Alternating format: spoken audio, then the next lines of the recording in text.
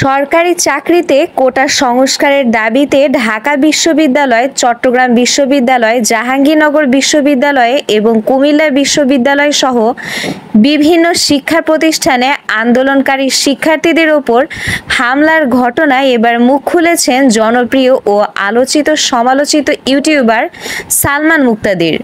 সারা দেশ যখন উত্তাল, তখন শিক্ষার্থীদের পাশে দাঁড়ালেন এই ইউটিউবার। সামাজিক যোগাযোগ মাধ্যমে পোস্ট দিয়েছেন এই ইউটিউবার। মঙ্গলবার সকালে এক ফেসবুক স্ট্যাটাসে শিক্ষার্থীদের পাশে থাকার প্রতিশ্রুতি দিয়ে একটি পোস্ট দিয়েছেন তিনি। সালমান মুক্তাদির তার ফেসবুকে লিখেছেন, এমন কোনো ছাত্র আছেন যিনি হামলার শিকার হয়েছেন বা হলে ঢুকতে পারছেন না? আমি আপনাদের দায়িত্ব নেব। যদিও লাখ লাখ মেসেজ বা পোস্টের মাধ্যমে আপনাদের ফিল্টার করা আমার পক্ষে অসম্ভব, তাই যদি আপনাদের কোনো বন্ধু থাকে আমার বন্ধু তালিকায়, তাদের মাধ্যমে আমার সঙ্গে যোগাযোগ করেন। সালমান মুক্তাদির আরও লিখেছেন, এই মুহূর্তে আমি সর্বোচ্চ এটাই করতে পারি। যদি আপনাদের কোনো থাকার জায়গার প্রয়োজন হয় বা চিকিৎসা সেবার প্রয়োজন হয়, আমি আছি।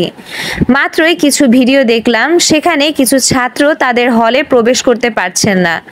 সবশেষে এই অভিনেতা লিখেছেন, আমি আবারও ক্ষমা চেয়ে নিচ্ছি।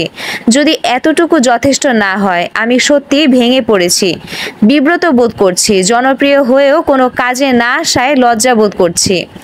কোটা সংস্কারের দাবিতে আন্দোলনরত শিক্ষার্থীদের ওপর ঢাকা বিশ্ববিদ্যালয় ছাত্রলীগের চতুর্থমুখী হামলার প্রায় ৩০০ শিক্ষার্থী আহত হয়েছেন। দেশের অন্যান্য বিশ্ববিদ্যালয়ের শিক্ষার্থীদের ওপরও ছাত্রলীগের হামলার খবর পাওয়া গেছে।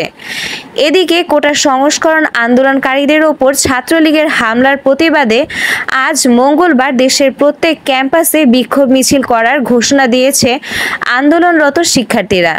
তাদের এই ঘোষণার কিছুক্ষণ পরই ঢাকা বিশ্ববিদ্যালয় সহ দেশের প্রতিটা ক্যাম্পাসে প্রতিবাদ সমাবেশের ডাক দিয়েছে ছাত্রলীগ। এর আগে নতুন কর্মসূচি ঘোষণা করে কোটা সংস্কার আন্দোলনের সমন্বয়কে নাহিদ ইসলাম বলেন, তাদের ওপর হামলা পরিকল্পিতভাবে হয়েছে।